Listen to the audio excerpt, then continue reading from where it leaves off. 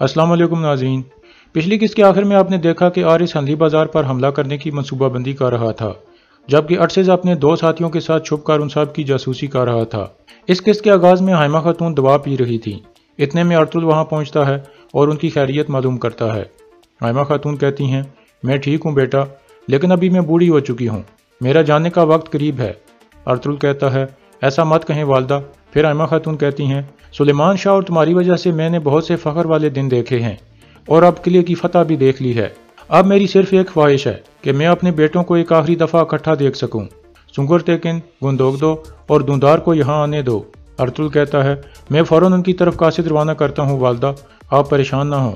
यह सुनकर हाइमा खातून खुश हो जाती हैं और अर्तुल को दुआएं देने लगती हैं। दूसरी तरफ अरसेज अपने साथियों को कहता है, चलो बहादुरो, हमें अर्तुल साहब को खबर देनी होगी। ये कहकर वो खड़े हो जाते हैं और भागने लगते हैं। इसी दौरान एक सिपाही उन्हें देख लेता है और जोर से कहता है, जासूस। फिर वो तीर चलाकर एक सिपाही को शहीद कर देता है। अरसेज और दूसरा सिपाही भागने लगते हैं।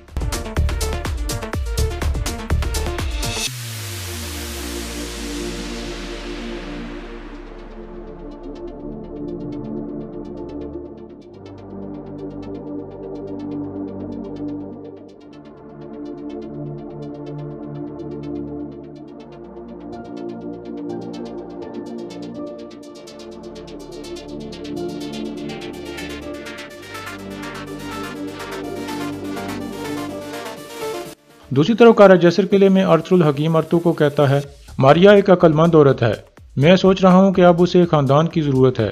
अब हमें एक मुनासिब शख्स देखकर उसकी शादी कर देनी चाहिए। हकीम अर्तु पूछता है, क्या आपके जहन में कोई मुनासिब आदमी है सरदार? अर्तुल कहता है, मेरी नज़र में आप मुनासिब आदमी हो अर्तुक साहब। यह सुनकर हकीम अर्तुक चौंक जाता है और फिर कहता है, मैंने कभी शादी के बारे में सोचा नहीं सरदार, ये कैसे होगा? अर्तुल कहता है, सब अच्छा होगा अर्तुक साहब, वो भी साहिब इल्म है, जोड़ी अच्छी रहेगी। हकीम अर्तुक पूछता है, क्या मारिया मुझसे शादी करने पर रजामंद हो जाएगी? अर्तुल कहता है, वो राजी हो चुकी है अर्तुक साहब, उसने हलीमा और अफसा को बता दिया है। यह सुनकर हकीम अर्तुक भी शादी पर रजामंद हो जाता है। फिर अर्तुल कहता है, इंशाल्लाह तुर्क सरदारों से मुलाकात के बाद हम आपका मारिया के साथ निकाह पढ़वा देंगे। दूसरी तरफ हाइमा खातून गुंदोज को बताती हैं कि जल्द तुम्हारे चाचू आने वाले हैं। अर्तुल ने उनकी तरफ तेज़ रफ्तार कासिद भेज दिया है। गुंदोज पूछता है, आपके कितने बेटे हैं दादी? हाइमा खातून कहती हैं, मेरे 6 बेटे थे, 2 मंगोलों के साथ जंग में शहीद हो गए थे। फिर गुंदोज पूछता है, आपके पोते कितने हैं दादी? हाइमा खातून कहती हैं, गुंदोगदो के 2 बेटे हैं और सुंगर तेकिन का 1 बेटा है। यह सुनकर गुंदोज गिनने लगता है और फिर कहता है, तो आपके 5 पोते हैं दादी? हाइमा खातून कहती हैं, हाँ, मेरे तुम जैसे 5 बहादुर पोते हैं। दूसरी तरफ अरसेज भाग रहा था, जबकि आरिस और उसके साथी उसका पीछा कर रहे थे।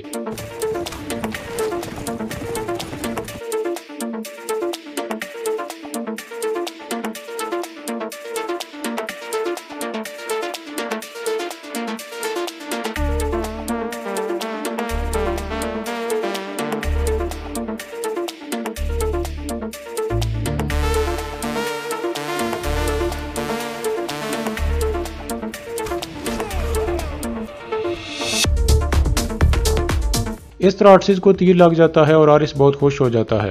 दूसरी तरफ कारा जैसर किले में नमाज जुम्मा शुरू हो चुकी थी। अजान के बाद इब्नुल अरबी साहब के सामने खड़े होकर एक खिताब करते हैं और कहते हैं, अल्लाह करे कि इस किले में हमेशा आप और आपकी नस्लें नमाज जुम्मा अदा करती रहें। अल्लाह आपको इन फतवात के साथ लोगों के दिल भी जीतना नसीब करे। फतह मुबारक हो। दूसरी तरफ आरिस और उसके साथी अरसेज को घेरे में ले लेते हैं।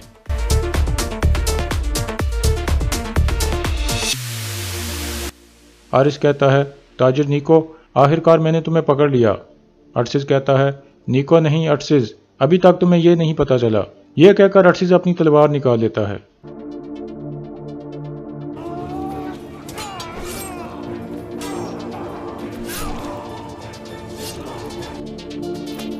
इस तरह अरसेज 2 सिपाहियों को मार देता है। फिर आरिस कहता है, इस दफ़ा तुम अर्तुल को खबर नहीं दे सकोगे।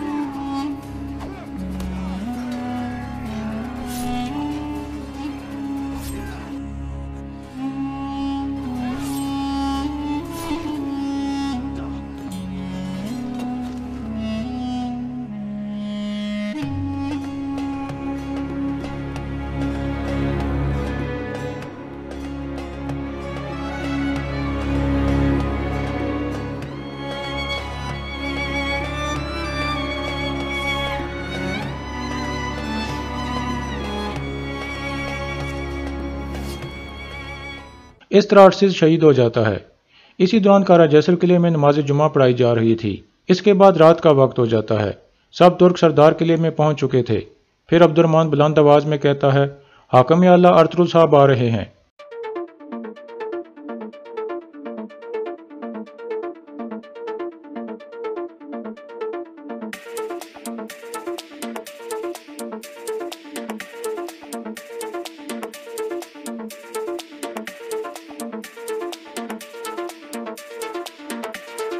फिर अर्तुल साहब से मुखातिब होकर कहता है, फतह की खुशी सिर्फ अल्लाह अता फरमाता है। आज हम इस खुशी को बांटने और नए निज़ाम के बारे में बातचीत करने के लिए इकट्ठे हुए हैं।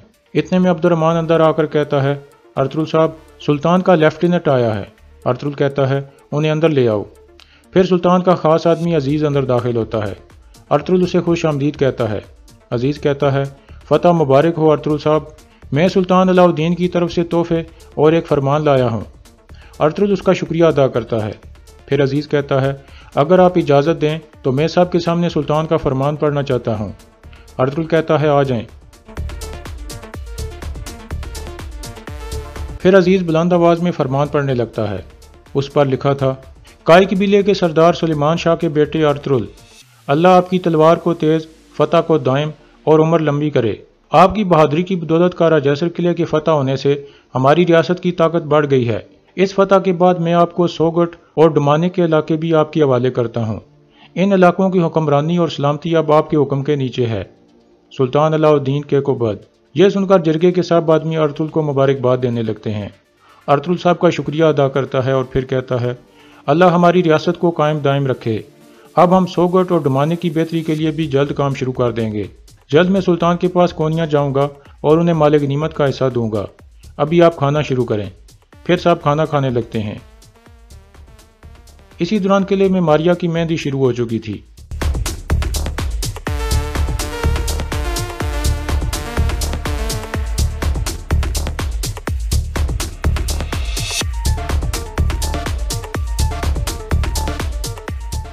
दूसरी तरफ आरिस के आदमी ताजिर बांधकर हल्ली बाजार पहुंच चुके थे।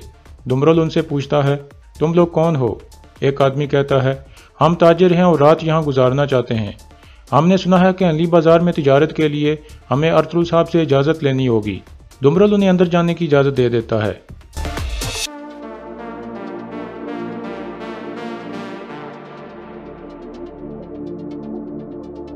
दूसरी तरफ मारिया की मेहंदी जारी थी। सब औरतें उसे नेक ख्वाहिशात दे रही थीं।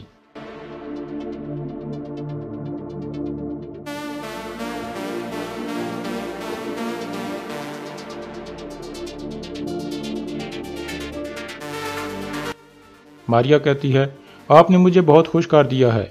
मैं आपकी शुक्रगुजार हूँ। काश के मेरा भाई भी आज यहाँ होता। दूसरी तरफ अर्तुल तुर्क सरदारों से मुखातिब होकर कहता है, निकाया का शहंशाह हमसे कारा जैसर किला छीनने की हर मुमकिन कोशिश करेगा।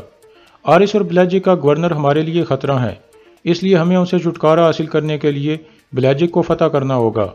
यह जंग तब तक जारी रहेगी जब तक हम निकाया की हुक्मरानी इन जमीनों से ख़त्म नहीं कर देते। फिर एक सरदार उठकर अर्तुल के सामने एक तीर रख देता है और कहता है, हम हर वक्त आपके हुक्म पर जंग के लिए तैयार हैं अर्तुल साहब। अर्तुल कहता है, शुक्रिया। इसके बाद बाकी तुर्क सरदार भी बारी बारी खड़े होते हैं और एक एक तीर अर्तुल के सामने रखकर अर्तुल का साथ देने का वादा करते हैं।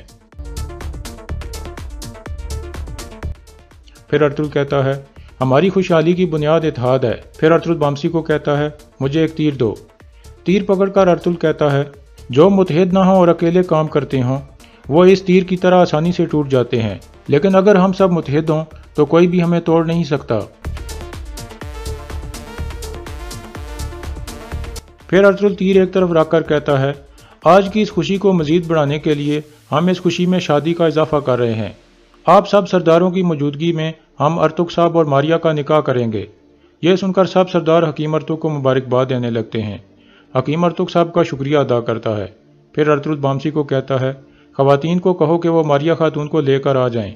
दूसरी तरफ हल्ली बाजार में आरिस के आदमियों को दुमरल ने कमरों में ठहरा दिया था और उन्हें कहता है, एक कमरे में 2 आदमी ठहर सकते हैं। अगर आपको किसी चीज़ की ज़रूरत हो तो आप बाहर खड़े मुहाफिज से मांग सकते हैं। यह कहकर दुमरल वहाँ से चला जाता है। कारा जैसर किले में हकीम अर्तुल और मारिया की शादी शुरू थी। इब्नुल अरबी कहते हैं, میں نے سب گواہوں کی موجودگی میں آپ دونوں کا نکاح پڑھوا دیا ہے، اللہ اس شادی کو مبارک کرے۔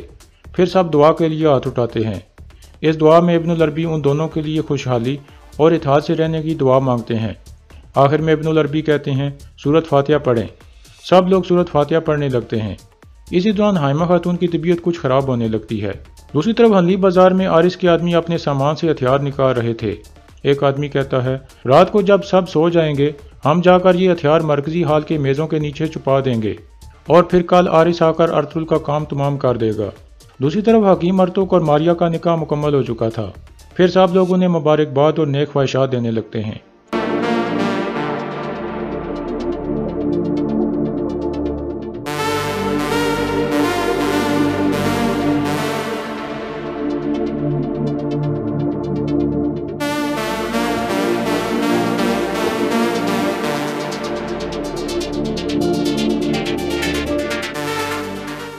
اسی دوران حائمہ خاتون کی طبیعت خراب ہو جاتی ہے اور وہ گر جاتی ہیں۔ سب لوگ بہت پریشان ہو جاتے ہیں۔